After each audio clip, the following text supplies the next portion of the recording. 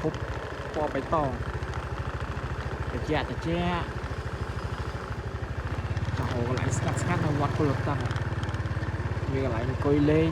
កន្លែងអាំងសភៅមានតងយោមានរហាត់ទឹកមានស្រះធំមានទី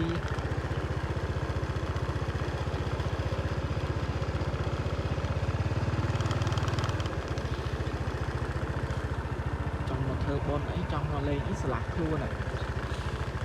ពីផត់ទេតាំងពីពេញមកជាពេញនេះស្រះទឹកវែងណាខ្ញុំណា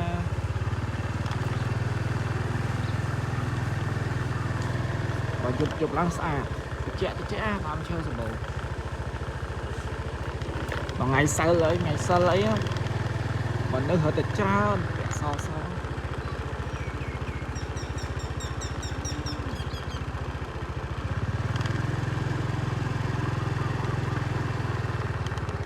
គឺសម្អាតស្អាត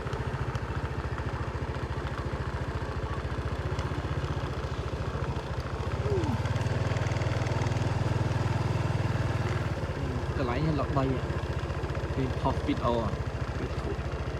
ពីរូបភាពអីកន្លែងលោក3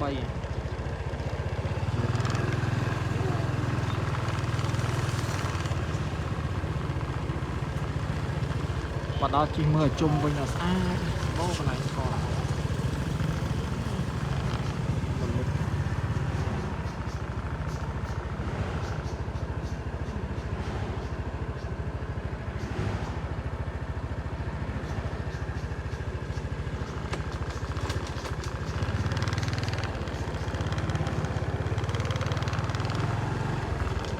កន្លែងថតមកលុបកន្លែងអង្គុយក៏សម្បូរដែរ